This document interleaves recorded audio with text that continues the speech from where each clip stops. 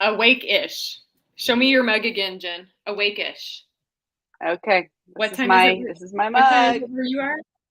It is 8:30 here. So it's You're not allowed to still super be early. awake-ish. It's just, yeah, we're moving around. We're moving. We're getting going. You are allowed to be kind of awake-ish. I am extra awake and extra caffeinated, so I'm super awake-ish. And I am excited Yay. because I have Awesome. a different location. And by the way, is my internet being funky? Yep. Well, I'm that's moving. how it goes. I'm moving. Hang on. I'm moving. I might need to. Hi, before I move, Jen, I have guests. Let's see if you can see this. I have guests with my big head in the way. We have some of our publishing friends in town from Mexico today. How fun is this? So fun. Okay. So fun. Such nice people too. And they have a lovely story with sailing and their boat and so much fun. Yeah, and right now what they're doing is actually traveling all around North America in a road trip. And this is just proof of the power my favorite. I love road trips. Right? You get to control parts of your life that you want to. And they are going and meeting all these authors and hanging out and spending time and enjoying different scenery pieces. We're meeting our authors and our awesome team members. Jennifer, we're coming through. Look for us at the end of September. All right. Nice. Okay. I love it. I cannot wait. That is awesome. Then we might just have to do a live with you live there, Bonnie. And then, anyways, thank you.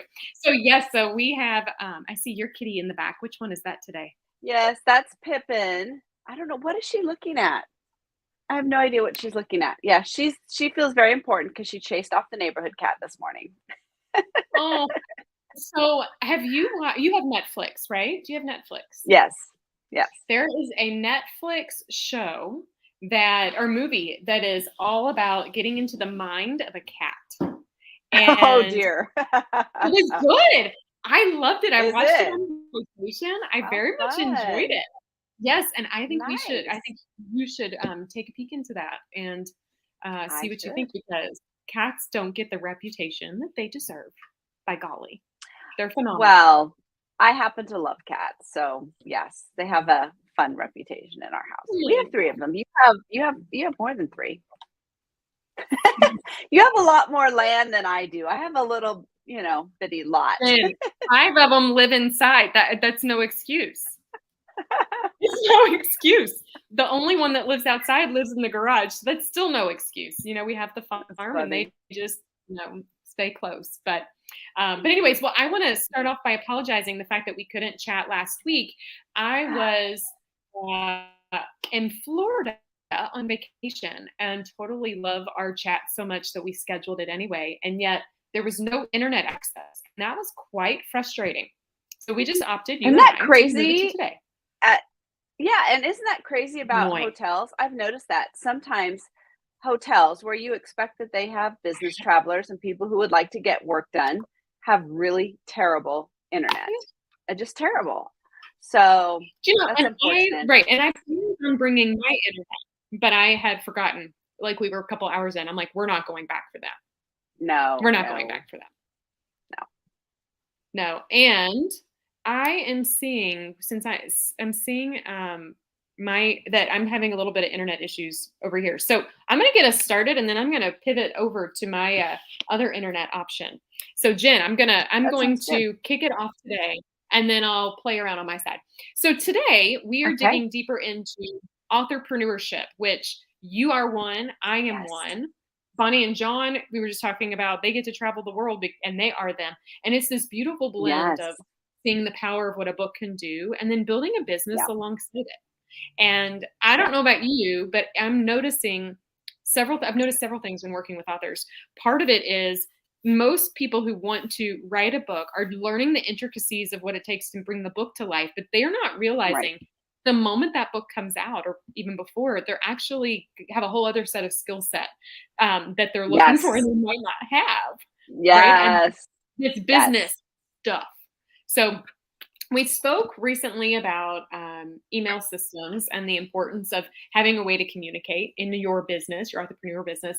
But today, I don't know about you, Jen. I'm all about working smarter, not harder. And I think business can become a harder, not smarter, if you don't get control of it. So thinking some discussion about schedulers and automations in regards to marketing, because that is something I didn't always use. Now that I do, they are like in my everyday.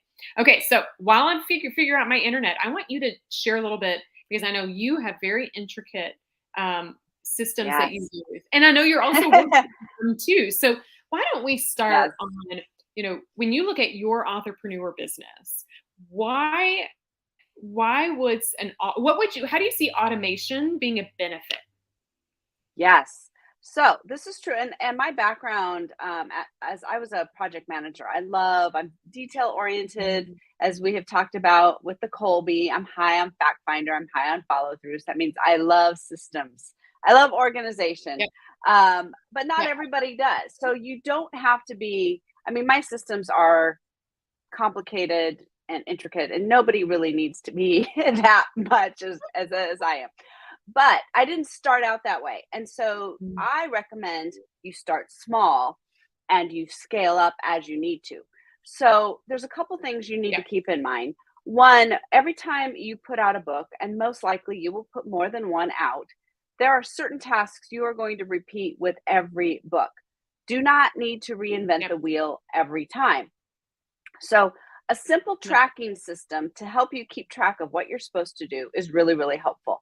I started out with a Trello board, and then I went to Asana, and then now I use ClickUp. Most people probably don't need to use ClickUp, but I would say the difference between Trello and Asana is just personal. They have free plans. Play around with it. Trello is more like boards if you're more visual. It works really great. Asana is more like lists. Again, it's just how the information presents to you. So play around with them, but record the steps, because you don't want to, in your second book, going, now what did I do? And some stuff has to be done in advance, especially marketing tasks. You're going to be starting on those while you're still in the editorial process. And so having that list that you can just copy every time and know, okay, 8 weeks out, I need to be working on this, and this far out, I need to be working on this. You don't want to keep that stuff in your brain. You want to go ahead and have a system. Now, if you just keep a Microsoft Word document, or if you like spreadsheets, that's fine too. Just find a place to record that as you're learning through the process. And then it's really great if you can put some feedback in there about how it went this one time and what you might tweak and do differently next time, because I think I've never launched a book the same way twice. I've always tweaked it. I've done some different things, and you want to keep track of that. You do. There's something you said, if you're cool with it, I'd like to dig in, because I think it's brilliant. What you're talking about is a project management system, or something that helps you get the everyday needs of your to-do list out of your head and in another place. Now, what's nice, there's several reasons that's a good thing. Reason number one is, if you ever want someone to help you, they can't live in your head. So this is a way to help, right? You're capturing something. Another thing is some advice I received from somebody once, who's brilliant. They said, if you find yourself doing the same thing more than once or twice, you probably need to capture the process. And you in the Colby world are a fact finder, systematic human. Me in the Colby world do not like boxes. And so this process that we talk about is counterintuitive to how my brain is structured. And so there are days I sit back and go, well, duh, I've done this so many times. Why didn't I consider coming up with this process? So I love that you're, the encouragement of, you don't have to go big. You can start small. And I'm a big believer in test before you invest. So if there's options to use like a free system or something you're already doing, you're going to be able to figure out if it's working or not. And if it doesn't work, why? So yes, and it needs to work with how your brain works. And so not everybody's brain works the same way. Some people are much more visual. Some people love lists. However you are, try out. There's lots of free systems. Notion actually is another one that people like. It's more graphical. So you just have to try all the different free ones. They all have free systems that you can play with. Find what works for you. And then you can go a little more crazy if you want to build out with some of the bells and whistles. But for most people, the free version will be more than sufficient for everything that they need. Yeah, and I want you to think about it bigger than just a running to-do list. I want you to take a step back as you are getting a speaking engagement, or you're creating a book launch, or you're doing coaching work. What are the processes that will set you and your client, or you and whoever you're working with, whatever your outcome is, how will those processes set you all up for success? And many times that requires you to think backwards before you think forward. So, today you might not be able to fix the speaking engagement that comes up tomorrow, but if you could have better prepared, what would you have done? What are the 10 steps? How can you capture that so next time you have a speaking engagement, you can replicate that and move it over? I used to use Todoist in the beginning of my, that was another tool. But yeah, and it could just be running Word, so don't get overcomplicated on the what. Right. Get focused on the why and the how. Yes. And having a place to capture all of those ideas, even if just one of your lists or one of your boards is speaking ideas, or people I want to reach out to for endorsements, or next book ideas, or whatever it might be, having a place to capture that and keeping that all in one area is going to save you lots of time from running around and thinking, I had that idea. Where did I put it? Was it that notebook? Was it this document over here? It's easy to have things all sorts of places. We've all done it. Especially as you get into it, right? And, links to websites, or links to, there was a really good YouTube video on this one particular thing. If you have one central place that you can keep everything, kind of your hub, that's going to make your life easier. And some people, it just might be, kind of a running list. Other people might be more detailed. It really doesn't matter. As long as you have one place to kind of get it out of your head and put it someplace safe so you can refer to it. Because as we've said, so much of the book publishing process, the writing and the publishing and the marketing, are all a repeatable process, and you want to make it more efficient every time. You don't want to have to keep reinventing the wheel because you can't remember where you put your list of influencers from last time. You've lost it. Now you have to recreate it. Exactly. Yeah. I also, another piece of advice somebody gave me that I wished I would have taken advantage of earlier was, don't wait until you need it. If you have the ability, if you know you're building a authorpreneur business, if you know that there's more to you than the single book, start with a system today and grow in it. Yes. There's nothing worse than being in overwhelm, going, oh my gosh, I wish I had something to help schedule my life, or oh my gosh, I need help and I don't know how to get help. There's nothing worse about that. So that's kind of the project management side. I think there's another piece that I didn't always know the difference between, and that's a CRM, or a constituent relationship management tool. And that is something that allows you to manage how you work with people or programs or processes. So the project management tool, whatever that is, it's Excel, it's ClickUp, it's Asana, helps you get the work done. But what about how you interface with other people? How do you collect payment? How do you schedule automation so you can sleep and still you have your business work? That's where a CRM is a really great tool. And you and I too are playing in the same sandbox with our CRM, like Dubsado. Yes. It's constantly a learning process. Yeah. It so is. Every day we're like, it's definitely. Yesterday you go, how did you do that? I'm like, oh, I'll tell you all about it. You have to show me the trick. Right. And that's definitely an advanced play, right? I mean, I've been doing this for 8 years and I'm just now, I probably needed to do it sooner, but it is what it is. So not everybody needs to be that level, but you do want to somehow track the people that you interact with, the people that you interface with. You need to have a consistent, if you do anything with contracts, like for speaking or for coaching or for anything that you do that way, you want to have those in a place where you can send them out and have, and there's different tools that do that. The more you can have a centralized hub, which is what a CRM does for you. Like the cool thing about Dubsado is it not only does it hold our contracts, it holds stuff we send out to our clients over and over and over again. So welcome packets and questionnaires and information gathering, and it collects payments for us. And stuff like that. So it's very helpful. You can get those things obviously in different ways, but if you find yourself, and this is what happened with me, I was the bottleneck. So things would come in, and because I have a team, you have a team, they couldn't go out to the team until I dealt with it. And so it would take me, we don't need it would take a couple hours. You know, we would get a new client and it would be, you know, a couple hours of me putting everything together every time. And like you said earlier, if you find yourself doing the same thing over and over, perhaps you need a system for it. And so, you know, now Dubsado is not an easy, like there's definitely a learning curve and there's a lot into it.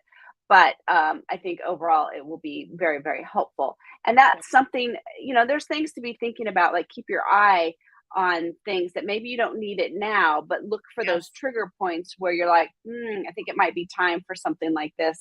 And I honestly didn't know Dubsado even existed till probably 9 months ago. So I didn't know. I'm new to like this whole, I used to think that an email management system was a CRM. I used to think, I use MailChimp and this is great. And then I realized no. And so let me give you an example of the difference. So I utilize MailChimp currently as my email system for, if you get on my email list, this is how I share information with you in the broad sense of the term. It helps us, just like our previous call a couple of weeks ago, it helps you navigate spam laws, all that stuff, right?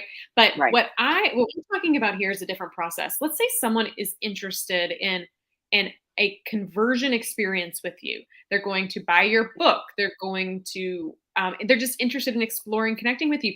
They're interested in hiring you to speak. These are the things I want you to think about. And then I want you to take a step back and go, okay, how do I want to get that information? And how do I want to engage with that person? So I've got a couple examples. One is, I used to have on my website that if you had a question, you just enter our little form, and then I would get an email, all would be great. Well, there was hiccups in that process. Sometimes I didn't get the form. Sometimes it got stuck in the internet. Or sometimes it goes in your spam, which is crazy to me, but it does. It happens to me all the time. Yeah. It's very frustrating. Or I would just get someone who sent their first name and their email and I had no context. So what we've done now is leverage a CRM where I have a questionnaire, and that questionnaire can be brief, but what it does is it pulls somebody in as a lead. And then I've created a automated workflow around that. So now the lead, when someone submits that information and it comes in on the website, it's not, oh, well, Stephanie, review it and then figure out what's next. I know what's next, but now I have the information I need. So what happens, and any of you all watching, you want to test it out, go for it. Go to the empowerprgroup.com/connect. You fill it out. Automatically upon submission, you're going to get an email back that gives you a link to my calendar. So you're already getting on my calendar, but what you've done is given me information so I'm prepared for our call. And exactly. And it saves time. So now it's automated, it's beautiful, and now I have documentation so I don't have to go, where was that email that person sent? Or I don't know why I'm getting on the phone with this person, right? And so there can be multiple steps. You know, we have an event coming up. Speaking of which, we have a process around that one. And once you sign up for the event, we have a welcome package that automatically gets emailed over. Like it helps you think of what the experience is like for the people that you get to converse with, and how can you create a journey for them that feels personal, but doesn't require all of your time. And the bigger that you get authorpreneur out there, the more work you get, the more focused you need to be on your zone of excellence. And how can you leverage tools like schedulers, automations, project management systems to help you along the way. Yeah. Absolutely. And then one of the things that I think that is an interesting point as we're talking about this too, especially with marketing, is the software that helps you schedule your marketing posts out to social media, even some of your blog posts and stuff like that. So there are things like Buffer. I don't know what you use. I use Promo Republic. There's a lot of them out there. Hootsuite is one of them. Later, and there's a free version on Later. One of them. They almost all have free versions, and they're really nice because you can, create your social media posts, and then you can schedule them in. And so, and again, once you start hiring these pieces out, this is perfect for somebody to do for you, to take off your plate. And then you just go in and, look at them, approve them, and then they go out and you can schedule them out in advance. You don't have to be thinking about it. It's fantastic when you're doing a launch or a promotion or something, because it's all scheduled and you're not going, oh my gosh, I forgot to put up that post on LinkedIn.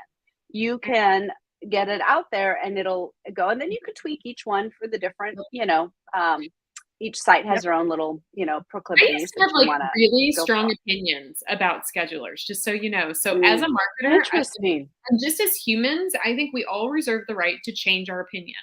But I used to have, a couple years ago, the insights I got from individuals in the social media space was that if you just utilize schedulers, the algorithms actually don't work in your favor. That I've heard that too. Yeah, that they want you to post organically on the stuff. But here's what I've figured out, Jen. That still might be true. And yet, if I'm not using a scheduler, that requires me to have extra thought to do something. And I have made the conscious decision right now in my life to say, I don't care. It is otherwise it's not going to get done, right? Otherwise it's not going to get done. So to me, it's more important about doing it and utilizing a scheduler that allows me to focus on the right things. Here's the other thing that's important, and this is just good food for thought. I'm pulling back the curtain, sharing with y'all. So many people think if you're, all your metrics on social, they're focusing on the metrics, like how many engagements and views and all this stuff, right? That sounds great on paper, but you can't always monetize or quantify or qualify that your social work is connected with your conversion work. So true. So I step back and say, you know what? It is better for me to spend time working with my clients than for me scheduling or going every day and posting on social. So I create kind of a blanket opportunity, like an evergreen content. And then I can still schedule or do my own when I want to, but I know that we're getting visibility. That was my process. And I think there's a really good, the point that you brought up, and someone said, is the juice worth the squeeze? And that little saying, and I really like that, right? Is it worth the effort for what you get out of it? And I would say, you probably agree with this, that social media, it's like you just said, you can't quantify it. And so how much time and effort do you really want to put in there if you aren't seeing the results? Is your time better spent somewhere else? And I think that is the question that you have to ask as you become an authorpreneur for every single thing that you do. Is this the best use of my time? Can someone else do this? Is it worth it to have them do it? Should I just forget it? Maybe it just doesn't even matter and I don't need to do it. So all tasks are not created equal. And that's why a lot of these scheduling things can take some of those low level stuff off your plate, create more time for you so you can spend your time where your value is the highest. Working with clients, doing only the things that you can do, creating content, all that kind of stuff. Writing so more much books. More worth it. Writing more books. Yeah, this is a hard pill to swallow. I mean, both you and I. So, as the viewers out there, they're not going to be surprised. You and I spend a lot of time chatting offline, and many times we talk with one another about this, and we'll remind ourselves, "Oh, yeah, that might be what the world tells me I need to do, but that's probably not the right thing I need to do right now, right?" Right. And we live in a world where we think we need to be visible and be seen. And we do, believe me, I believe in a visibility strategy. But I do think that I think you need to sit back and really evaluate as you are growing your authorpreneur business. What are the right things that only I can do? What are things that tools can help me with, or even team members can help me with? And how can I work smarter, not harder? When somebody told me recently, they go, "Oh yeah, I can tell that the email I get back when I submit online is an automated one." At first I thought, "Oh, well, that's a bummer." And then I was like, no, I wrote it in a very I said, "Yeah, absolutely it is. I need the info. I want you to get on my calendar." It doesn't mean I'm not reading your stuff. I am, but you could still be personal in this types of process without feeling transactional and without caring that it is something that's automated. It's helping you and it's helping them. It's a win-win for everybody. It's true, because if you had to write that email every time, you could work with fewer people. And so what is the payoff, right? The payoff is, okay, so they get an automated email, which we're used to. We get those for everything. But they get time with you, which if you had to write the email, maybe they wouldn't be able to get time with you. And Right? so there's so many shiny objects and so many latest saying, oh, you have to be here. Oh, now, no, you got to be here. Like you cannot be all the places. You cannot. And most of them are not going to give you enough juice, right? So you can just let them go. And that is sometimes it's an experiment, right? Where are your people? Where do you get the most bang for your buck? Some people, I see this in the writing world a lot around blogging. Yes, you know, a long time ago, before Facebook, blogs were huge because it was how people connected. And then once Facebook came up, not so much. And then, but some people are still saying, oh, you have to have a blog because of SEO and content, blah, blah, blah. And, but here's where I've landed on that. If you love to blog. If you don't. Right? Like if you like Instagram, do Instagram. If you don't, right? Do the things you love. It's going to come through. And you're going to put more time and energy into it, and don't chase all the shiny things, the latest whatever, because it may not be worth your time. It probably isn't worth your time. Go where you enjoy it, and then people will be attracted to find you there, and that's what you're looking for, anyways.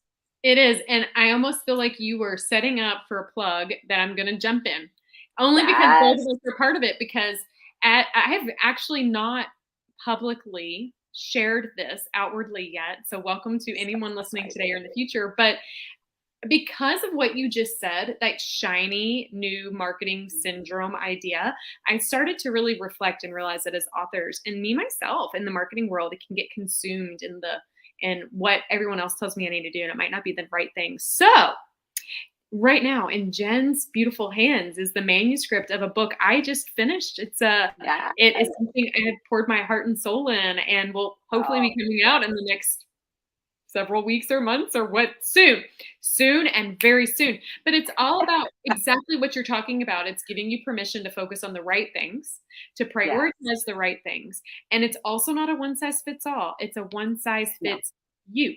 And only you can make that decision on what is going to support you best. So if you're interested in learning more, comment down below. I'll make sure that you get on our list and you get details on it.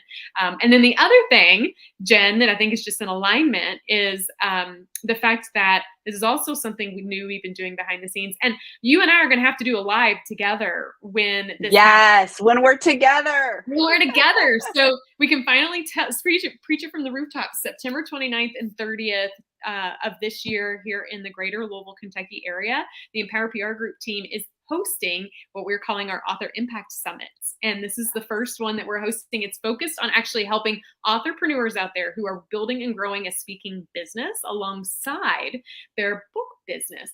And we have really sat down and thought about how can we also help authors work smarter, not harder. Mm-hmm. And instead of trying to do all of the things in all these different ways, we've created this really immersive event for you to get all the tools you need to grow your speaking business. So from video and photos and marketing materials and everywhere in between. So kind of pumped about that, Jen. And yes, I cannot wait. I know it's going to be great. Yeah. It's going to be great. If you're interested, if you go to empowerprgroup.com, you'll see details about it there. But that is fun. I know. And it's, again, another permission to not have to do all the things, but to do the right things. Focus on the right things. When you focus on the right and to hang out with other people in the same, it's going to be an intimate group, but to be with other people on the same journey, find out what they're doing. And I will say in those experiences, you always end up connecting with people that, I've met people and things like that I'm still friends with, 15 years later. So you never know what's going to happen in those kinds of events. You're going to get beautiful pictures. You're going to get speaker reels. You're going to get speaker one sheets. It's going to be a great way.